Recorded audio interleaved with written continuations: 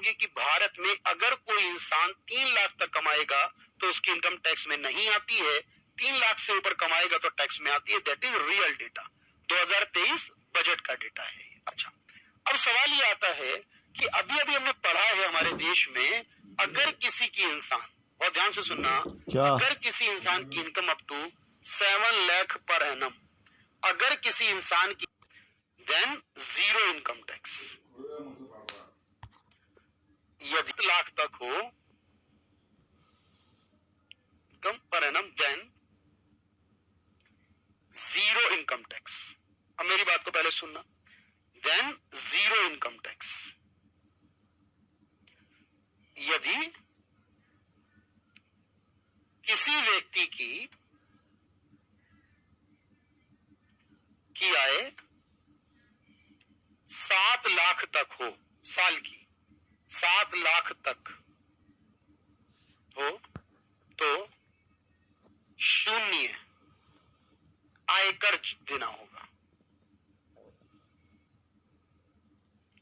अब आप कहोगे सर ये क्या समझाया आपने?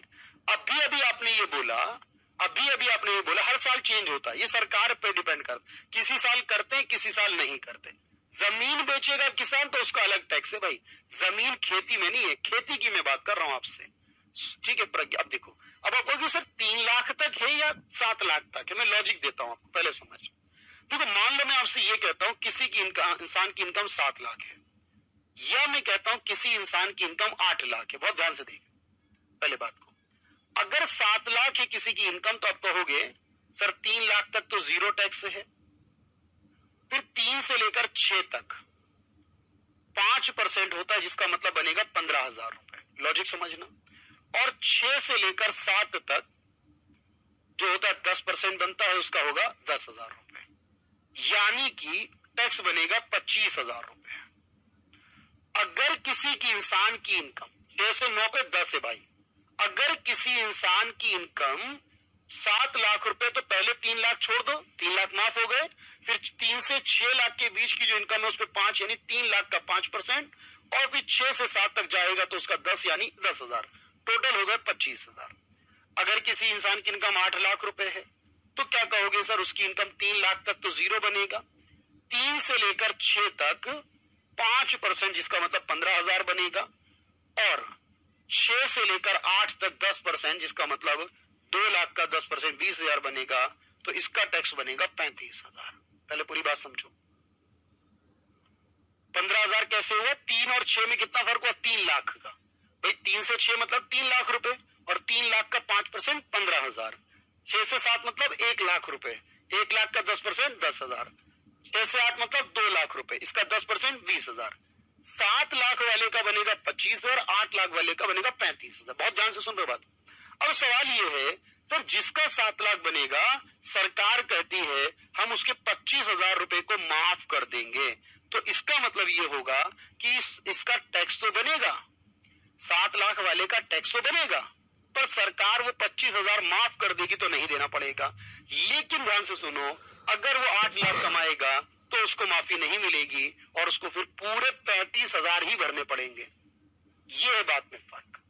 तो ये है फर्क, ध्यान से समझो कि आप कहोगे सर इसमें 25,000 बने, यानी अगर वो 1 लाख रुपए ज्यादा कमा रहा है तो ये 25,000 रुपए का जो फायदा हो रहा था उसको नुकसान नहीं होगा। अब उसको पूरे 35 भरने हैं।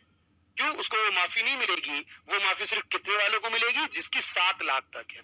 तो अगर ये पूछे कि भारत में कितनी इनकम तक जीरो टैक्स होता है, तो हम कहेंगे फिलहाल ये 7 लाख तक है। वैसे रूल कहता है 3 लाख तक होता है, उसके ऊपर की माफी बाद में मिलती है अगर आप सरकार को ITR दोगे। अब कोई घर में बैठकर ये सोचे कि मैं 6 लाख कमाता हूं तो मुझे तो जीरो देना है, छोड़ दो देने से, नहीं, उसको ITR भरनी पड़ेगी। देना नहीं है लेकिन जानकारी देनी पड़ेगी। अगर वो जानकारी नहीं दे रहा है और 6 लाख कमा के बैठा है तो वो ब्लैक मनी हो जाएगी, जानकारी भरनी पड़ेगी उसे हर हाल में। तो 7 लाख वाले का जीरो क्यों बनेगा? क्योंकि सरकार उसे माफ कर देगी। भाई प्रैक्टिकल हो रहे हो या नहीं? सरकार इसलिए ऐसा कर रही है, माफ इसलिए कर रही है सरकार क्योंकि सरकार लोगों को खुश रखती है ना। सरकार खुश रखेगी लोगों को तो वोट मिलेगा। और सरकार कह रही है कि इंसान 7 लाख तक जो कमाता है वो गरीब ही होता है, मिडिल क्लास का इंसान होता है। 7 लाख कमाने का मतलब 50-60 हजार रुपए महीने की सैलरी कमाने वाला तो उसको मिडिल क्लास माना है, तो सरकार ने कहा आप हमें ITR की जानकारी देते रहो, 7 लाख तक हम उसको माफ कर देंगे। राम राम भाई, निश्चल। चलिए भाई, तो बात समझ में आ गई, ये क्यूज ये आया 7 तक 0। बताओ पहले यस का कमेंट करो। हाँ, LIC वगैरह लोन लिया तो और ऊपर जाएगा, फिर वो 7 लाख के ऊपर भी थोड़ा सा और बढ़ जाएगा। और करंट अफेयर की क्लास कब से स्टार्ट करोगे भाई विशाल? करंट की क्लास तो चलती ही है यू कैरियर विल के फ्री बैच में, आप देखो वहां पर अवेलेबल है, रोज चलती है। आज सुबह भी हुई थी, तो रोज सुबह होती है भाई। कंटेंट को एक बार और समझाओ भाई। नेहा, जब मैं कहता हूं ना पूरा फोकस कर लिया करो, बेटा बहुत देर लगती है मुझे कहानी बनाने में, फिर आप कहते दोबारा समझाओ। मैंने ये समझाया, ये है हमारे देश का टैक्स का स्लैब, पहले तो ये समझो। अब मैंने ये कहा कि अगर कोई भी 3 लाख के ऊपर है तो टैक्स बनेगा, तो 3 से लेकर 7 लाख के बीच में तो टैक्स बनेगा, बट जितना भी बनेगा 3 से 7 लाख वालों के बीच में वो सारा माफ कर दिया जाएगा। और अगर 7 लाख के ऊपर है तो फिर माफी नहीं मिलेगी, ये बस मैंने समझाया आपको। तो ये हो गया 8 लाख वाले को 35,000 देना पड़ेगा 1 साल के, अगर 8 लाख कमाता है तो। चलो अब मेरी बात समझो, आगे देखोगे। अब एक आता है कॉर्पोरेट टैक्स, अब एक आता है कॉर्पोरेट टैक्स, बहुत ध्यान से सुनना। कॉर्पोरेट टैक्स इसे बोलते हैं निगम कर। निगम कर, ठीक? निगम कर क्या होता है? मेरी बात देखो, पहली चीज ये है कि जब कोई व्यक्ति कमाता है तो उसे क्या भरना पड़ता है? अब क्या कहोगे सर, कोई व्यक्ति कमाता है तो उसको इनकम टैक्स भरना पड़ता है, जो इस तरीके से लगता है। लेकिन मैं ये कहता हूं अगर कोई कंपनी कमाएगी तो क्या होगा? ध्यान से देखना, it charged on annual profit of company, annual profit of company. ये कंपनी के वार्षिक लाभ पर लगाया जाता है, वार्षिक लाभ पर।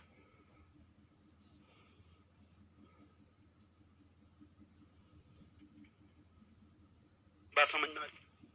तो कोई कंपनी है तो उसको अलग देना है, और अगर कोई व्यक्ति है तो उसको अलग देना है। दो अलग अलग बातें हैं। कैरियर विल के प्रॉफिट का टैक्स अलग जाएगा, राकेश सर के इनकम का टैक्स अलग जाएगा, दोनों अलग अलग जाएंगे, ये ध्यान रखना भाई। अच्छा, अब यहां पर बात है कि सर ये कितना लगता है, और जो कॉर्पोरेट है इसे कंपनी इनकम टैक्स भी बोलते हैं। It also known as company income tax, इसे हम कंपनी इनकम टैक्स भी बोलते हैं। इसे कंपनी आयकर भी कहा जाता है।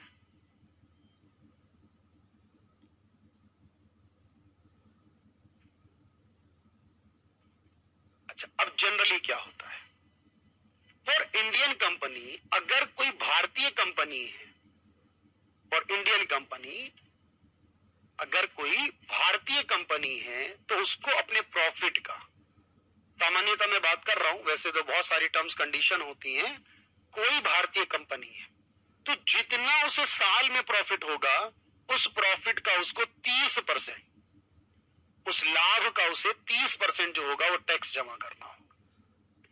भारत वाली कंपनी को कितना देना होगा? 30%। और अगर कोई विदेशी कंपनी है, अगर कोई विदेशी कंपनी है तो उसे अपने प्रॉफिट का देना होगा 40% टैक्स। ध्यान रखना, इंडिया वालों के लिए प्रॉफिट 40%, 30% है, और विदेशी वालों के लिए 40% है। ये किस पर है? ये कंपनी के प्रॉफिट पर है, ध्यान रखना। अच्छा, एक और बात समझो, अब यानी कंपनी को देना पड़ेगा कॉर्पोरेट। अब कभी कभी कंपनी क्या करती है, कंपनी वाले जानबूझकर, भाई कंपनी कोई एक दो नहीं है ना हमारे भारत में, करोड़ों की हिसाब से कंपनियां हैं। अब सरकार जैसे मेरी इनकम का पहचान नहीं कर पाती है जल्दी से, ऐसे ही सरकार कंपनियों का प्रॉफिट भी नहीं जान पाती है। ध्यान सुनो, अब कंपनियां क्या करती है, जानबूझकर अपने प्रॉफिट को कम बताती है। अगर वो प्रॉफिट कम बताएंगी तो क्या फायदा होगा उन्हें? आपको क्लियरली बात आ रही होगी सर, वो प्रॉफिट इसलिए कम बताती हैं ताकि उनको कम टैक्स देना पड़े। कंपनियां प्रॉफिट इसलिए कम बताती हैं क्योंकि उनको कम टैक्स देना पड़े। समझ? अब कंपनी जानबूझ के कम करती है, कभी कभी तो इतना कम करती है जीरो कर लेती है। कंपनी कहती है इस बार हमारा प्रॉफिट जीरो है, एक्स्ट्रा के खर्चे बता देते हैं। जैसे कि अभी आपने गौतम अडानी के मामले में देखा कि जो असली में होता नहीं है उसको भी बता देते हैं, शेल कंपनियों के मामले। अब बेसिक तौर पर कंपनी जीरो प्रॉफिट बताती है ताकि जीरो टैक्स हो जाए उसका। लेकिन सरकार ने कहा कि अगर कोई कंपनी जीरो प्रॉफिट भी होगी तो भी उसको टैक्स भरना पड़ेगा।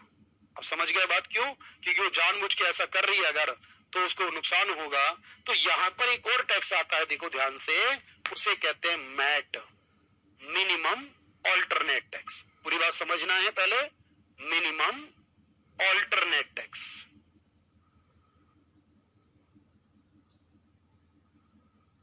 क्या बोलते हैं इसे? मिनिमम ऑल्टरनेट टैक्स, न्यूनतम वैकल्पिक कर।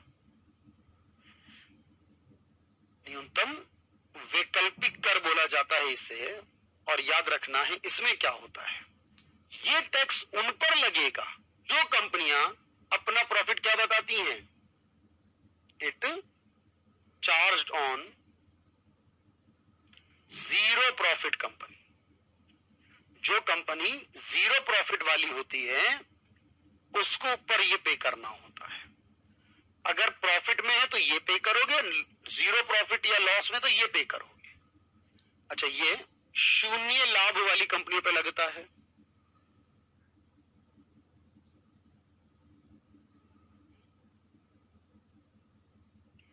जो जीरो प्रॉफिट बताती हैं। अच्छा, और ये कितना लगता है? ये लगता है 15% of book profit. Book profit या एज्यूम प्रॉफिट, यानी उसका एक प्रॉफिट मान लेते हैं। वो तो ये कह रही है हमारा प्रॉफिट नहीं हुआ, इसलिए हम क्या करते हैं उसके पुराने रिकॉर्ड के हिसाब से कि वो कितना औसत प्रॉफिट कमाती है, उसके पुराने प्रॉफिट के हिसाब से औसत निकालकर मान लेते हैं कि इतना है, फिर उसके हिसाब से 15% सरकार ले लेती है। तो इससे क्या हुआ कि कंपनियां कहती है भाई टैक्स तो देना ही पड़ेगा, फिर जीरो बताने से क्या फायदा है। जीरो बता के कंपनी वैल्यू और गिर जाती है मार्केट लोगों की नजरों में, तो टैक्स तो तब भी भरना ही पड़ेगा, इसलिए ईमानदारी से टैक्स बताने लगती है। तो अगर, या तो मैंने बताया अगर मैट का संबंध किससे, कॉर्पोरेट से, क्योंकि मैट तब लगेगा जब कॉर्पोरेट नहीं लगेगा, क्यों, उन्हें जीरो बताया प्रॉफिट को। तो ऐसे सवाल आते हैं। और जो स्टूडेंट ये कह रहे हैं ना भाई करंट अफेयर 1 साल का आता है सुधीर, आप 1 साल का पढ़ के जाओगे कम से कम 1 साल का। दूसरी बात, देखो सिलेबस को एक बार पूरा करो आप लोग। आप जब पूरा कर लोगे ना, अपने आप ऑटोमेटिकली क्वेश्चन सॉल्व होंगे। मैंने पिछली क्लास में आपको सॉल्व कराए थे या नहीं पता नहीं, मुझे याद नहीं आ रहा, लेकिन मैं आज की क्लास में आपको ये कुछ क्वेश्चन जरूर सॉल्व करवाऊंगा। लेकिन इसे बोलते हैं मिनिमम ऑल्टरनेट टैक्स बोला जाता है, मैट बोला जाता है इसे। अच्छा, एक और टैक्स होता है जिसे बोलते हैं टॉबिन टैक्स। एक होता है जिसे बोलते हैं टॉबिन टैक्स। एक व्यक्ति है जिन्होंने ये नाम दिया है, उसे टॉबिन टैक्स बोलते हैं। देखो ये क्या कहते हैं, जब हम बहुत सारे लोगों को देखते हैं, बहुत सारे लोग शेयर बाजार में लेन देन करते हैं, आपने देखा होगा, शेयर खरीदते हैं बेचते हैं, बहुत सारे काम करते हैं। ऐसे ही कुछ लोग क्या करते हैं ना, डॉलर खरीदते बेचते हैं, पाउंड खरीदते बेचते हैं, यूरो खरीदते बेचते हैं। मतलब जैसे डॉलर अभी 70 रुपए का खरीद लिया, 80 का हुआ बेच दिया, 80 का हुआ मानो अगर खरीदा तो 85 का हुआ बेच दिया। बहुत सारे लोग ऐसे भी है देश में जो करेंसी का लेन देन करते हैं और उससे प्रॉफिट कमाते हैं। तो उनको करेंसी के लेन देन करने पर भी, चलिए मैं बताऊंगा बिल्कुल आपको, तो आप क्या करोगे, बिल्कुल कहां से करेंगे दीप, अभी बताकर जाऊंगा मैं आपको। तो आप कहेंगे सर करेंसी के लेन देन पर it charged on foreign currency exchange. अगर पूछे ये किस पर लगेगा तो आप कहोगे ये विदेशी मुद्रा के लेन देन पर लगाया जाता है। विदेशी मुद्रा लेन देन पर लगाया जाता है। तो जो लोग विदेशी मुद्रा का लेन देन करते हैं उन पर यह टैक्स लगाया जाता है। फॉरेन करेंसी एक्सचेंज होता है जो उस पर टॉबिन टैक्स लगाया जाता है। पहले बात समझ पा रहे हैं मेरी? जीरो प्रॉफिट वालों पे क्या कहोगे? अब कॉर्पोरेट टैक्स का एग्जांपल देखिए, क्या बताऊं प्रज्ञा, बहुत सीधी सी बात है। आपने कहा सर मान लीजिए एक भारतीय कंपनी है जो साल के 100 करोड़ कमाती है, मैं कहूंगा सीधा ठीक है। एक इंडियन कंपनी है जो साल का प्रॉफिट है 100 करोड़ रुपए, तो सीधा सा है सर ये इंडियन है तो 30 लगेगा, और 30 लगेगा तो इसका मतलब 30 करोड़। क्या इसमें याद करना है कि अगर वो 100 करोड़ कमाती है तो 30 करोड़ उसको सरकार को देने पड़ेंगे प्रॉफिट के ऊपर, क्योंकि इंडिया में तो 30 और यही विदेशी होती तो 40 देना पड़ता है। बस यही तो बात याद रखनी है। इतनी बात याद रखनी है। अब चलते हैं भाई बात को आगे बढ़ाते हुए।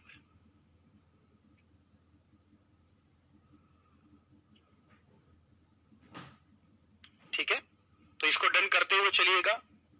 कंपनी के प्रॉफिट पर कॉर्पोरेट, जीरो प्रॉफिट वाली कंपनी पे मिनिमम मैट, विदेशी मुद्रा लेन देन पर टॉबिन टैक्स। ध्यान से पढ़िए बस, और कुछ मत सोचिए अभी।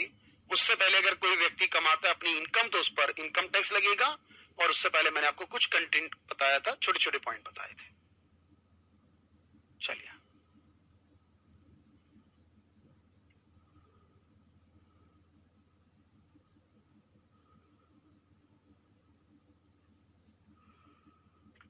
ये अब आगे की बात मैं करता हूं, और मैं आपको कुछ क्वेश्चन दिखाता हूं भाई। देखो क्वेश्चंस को देखते हुए चलना बहुत जरूरी है। मैं आपको थोड़े से क्वेश्चंस दिखाता हूं।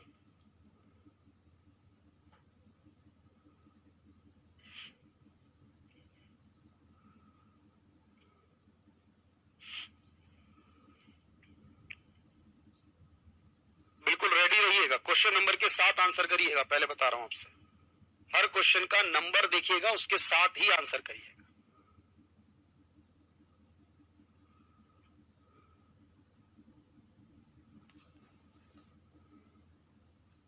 चलिए पहले बताइए, टॉबिन टैक्स अलग देशों में अलग अलग है, उसको छोड़ दीजिए। अभी जो मैं क्वेश्चन दे रहा हूं वो देखिए। In the income tax act, एक प्रमाण पत्र जो नियोक्ता द्वारा, एम्प्लॉयर द्वारा एम्प्लॉय को दिया जाता है कि उसकी सैलरी पर कितना टीडीएस काटा है। तो आपको पता है सर फॉर्म 12 का तो कोई रोल नहीं था, फॉर्म 15 का कोई रोल नहीं पढ़ा हमने। ध्यान से पढ़ो सवाल को, फॉर्म 16 है या 26 एएस पढ़ा हमने।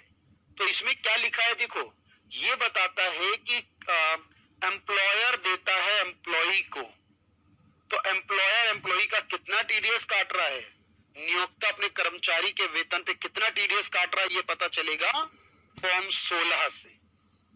56 का ए आंसर होगा, फॉर्म 16 से पता चलेगा सर।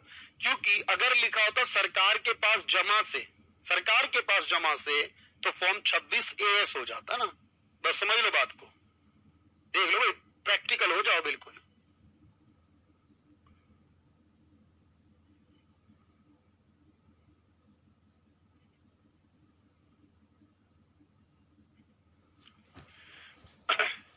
क्वेश्चन को बहुत ध्यान से पढ़ो और सवाल को सोचो।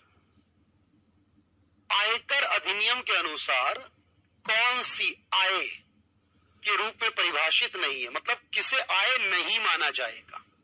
पहले सवाल को देखो, क्वेश्चन नंबर 53 है ये, और इस 53 नंबर क्वेश्चन को सॉल्व करो, किसे आय नहीं माना जाएगा। ठीक है, बहुत बढ़िया। देखो तो आपने कहा सर डिविडेंड मिल रहा है यानी लाभ मिल रहा है तो इसे माना जाएगा, ब्याज मिल रहा है तो इसको भी माना जाएगा। लेकिन एक व्यक्ति के पिता ने दिया, अगर पिता के अलावा और कोई देता, बिल्कुल अक्षय सब देखते हैं, आप देखो तो एक बार क्लास को तो पता चलेगा। तो आप कहोगे सर क्योंकि एक पिता जब अपने बेटे को देता है तो उसको नहीं मानते, वो आय नहीं होती, तो 1 और 2 आय माना जाएगा, और जो 3 है आय के रूप में परिभाषित नहीं है, तो आप कहोगे सर जो गिफ्ट है 3 नंबर वाला सी ऑप्शन है जो, वो आय के रूप में परिभाषित नहीं है भाई। जो गिफ्ट दिया फादर ने वो नहीं माना जाएगा।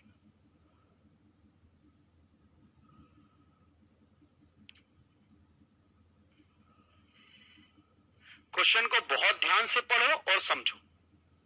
यह दर्शाता है कि भिन्न भिन्न कटौती कर्ताओं जैसे वेतन के लिए नियोक्ता, ब्याज के लिए बैंक इत्यादि द्वारा टीडीएस की कटौती हो चुकी है और सरकार को जमा कर दिया गया। मेरी बात ध्यान से समझना, चलिए भाई, सरकार को जमा कर दिया गया। अब देखो, तो मैंने क्या बताया, जो सरकार को जमा कर दिया वो क्या होगा, बिल्कुल स्टैटिक जीके की एक क्लास ला रहा हूं, एक क्लास बस 4 घंटे की, उम्मीद करता हूं उसी में सब कुछ हो जाएगा, वरना दोबारा ले आएंगे। तो आपने कहा सर अब जमा की बात आई है तो फॉर्म 26 एएस हो जाएगा। यहां तो अब 26 एएस हो जाएगा इसका आंसर, जमा करने की बात है भाई। जवाब दोगे? क्वेश्चन नंबर 51 का आंसर क्या होगा? Minimum alternate tax is levied on, किस पर लगता है मिनिमम ऑल्टरनेट टैक्स? क्या बताया मैंने आपको? क्वेश्चन नंबर 51 का आंसर क्या करोगे एग्जाम में? ग्रीनफील्ड कंपनी, ब्राउनफील्ड कंपनी, जीवन बीमा कंपनी या जीरो प्रॉफिट? आप क्या कहोगे? सर जीरो प्रॉफिट कंपनी पे बताया, क्योंकि जो कंपनी जानबूझकर अपना प्रॉफिट जीरो बताती है उसके बुक प्रॉफिट पर यानी माने हुए प्रॉफिट पर 15% लगाती है सरकार। कोई बात नहीं है, समझ पाए कि जीरो प्रॉफिट वाली कंपनी।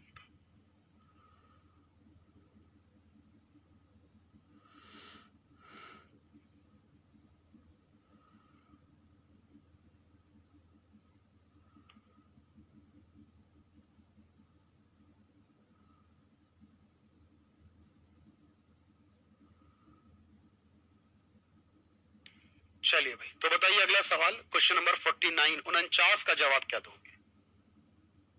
आय या लाभ पर लगाए कर के बजाय, आय लाभ पर लगाए कर के बजाय किस पे लगाया? वस्तु और सेवाओं पर लगते हैं। जो वस्तु और सेवाओं पर लगते हैं मेरे भाई बिल्कुल लाएंगे, देखते हैं बात को। पहले आप कल की क्लास ज्वाइन करो, फिर आगे प्रोसेस देखेंगे भाई, ठीक है? कोई बात नहीं। आपने कहा सर जो वस्तु और सेवा पर लगते हैं वो इनडायरेक्ट होते हैं, और जो आय और लाभ पर लगते हैं वो डायरेक्ट होते हैं, तो ये इनडायरेक्ट हो गए।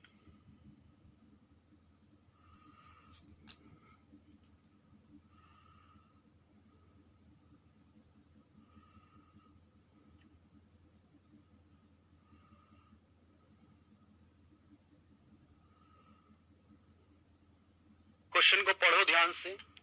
स्टैटिक जीके ऐप पर जो आता है ना, वो विवेक सर लेकर आते हैं, जो ज्योग्राफी भी कराते हैं ना आपको, विवेक यादव सर, वही लेकर आते हैं ऐप पर। मैं तो सिर्फ एक क्लास ला रहा हूं अभी।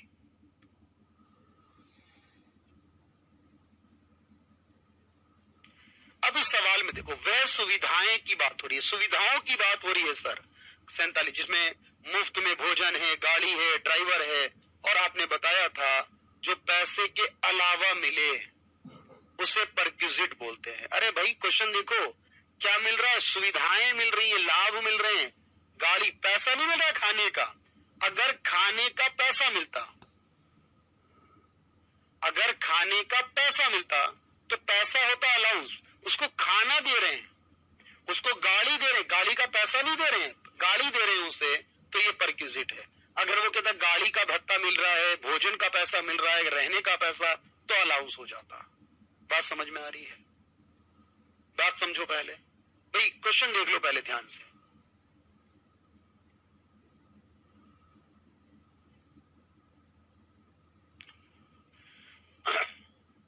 क्वेश्चन देखो पहले, जवाब दो ध्यान से। वह कर जो वस्तुओं के मूल्य पर प्रभाव नहीं डालता, जो कर वस्तुओं के मूल्य पर प्रभाव नहीं डालता, वो कौन सा होगा? अब मैंने आपको बताया था जो डायरेक्ट होता है मूल्य पे प्रभाव नहीं होता है, किसका? डायरेक्ट वालों का। जो डायरेक्ट वाला होगा वो कभी मूल्य को प्रभावित नहीं करेगा, और जो इनडायरेक्ट वाला होगा वो मूल्य को प्रभावित करेगा। ऐसा होता है? बोलो कि हाँ ऐसा होता है। तो आप कहोगे सर ऑक्ट्रोई इनडायरेक्ट करेगा, सेल्स इनडायरेक्ट करता था, कस्टम इनडायरेक्ट करता, लेकिन इनकम टैक्स डायरेक्ट है, ये नहीं करता होगा, क्योंकि जो डायरेक्ट होता है वो कभी नहीं करता, और इनकम टैक्स तो डायरेक्ट है, तो डायरेक्ट कभी प्रभावित नहीं करेगा, जैसे इनकम टैक्स हुआ।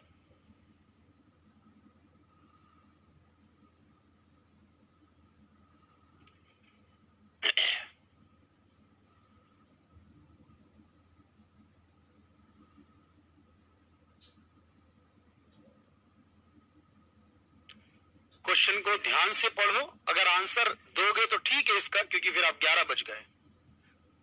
देखो टाइम लगेगा भाई, टाइम लगेगा मेरे साथ, लेकिन आना है ना, रैंक 1 पर आना है, 2 पर आना है, 4 पर आना है, 10 100 पर आना है, 200 पर आना है, क्वालिफाई करना है ना, टाइम देना पड़ेगा। जल्दी जल्दी भागने से नहीं होता है, भागते रहो क्वेश्चन को। अरे ढूंढो सवाल को। जीडीपी में वृद्धि से ज्यादा राजस्व बढ़ रहा है, तरी से आपने बोला कर उछाल, ब्यूएंसी ऑफ टैक्स बोला है आपने, टैक्स ब्यूएंसी बोला था आपने। ऑक्ट्रोई कल बताऊंगा, अभी समझो बात को, अभी ऑक्ट्रोई कल बताऊंगा। एक आखिरी सवाल दिखा रहा हूं, फिर शायद आपका कमेंट क्योंकि नहीं आएगा मुझे तक, तो मैं एक सवाल दिखा रहा हूं आपको और फिर बाकी बात कल करेंगे।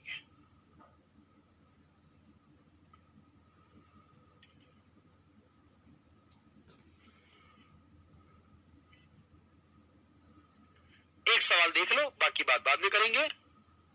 टॉबिन टैक्स सजेस्ट किया था जेम्स टॉबिन ने, किस पर लगता है बताओ, क्या कहोगे? तो टॉबिन टैक्स जो सजेस्ट किया था जेम्स टॉबिन ने, ये लगता है करेंसी के लेन देन पर, करेंसी के लेन देन पर, विदेशी मुद्रा के लेन देन पर लगता है।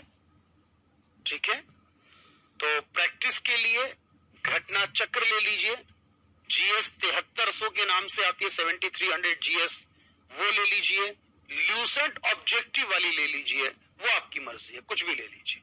क्वेश्चन बस क्लास वाली क्लास में करिए। तो ये थी आज की क्लास और होपफुली आपको हर बात समझ में आई। टैक्स वाला चैप्टर अभी अगली क्लास में और होगा, जिसमें जीएसटी पढ़ाऊंगा, देन ये चैप्टर पूरा हो जाएगा। ठीक है, अगली क्लास में भी टैक्स को पढ़ेंगे। Thank you everyone, thank you so much. कल सुबह 8 बजे आरवाईपी चैनल पर मिले।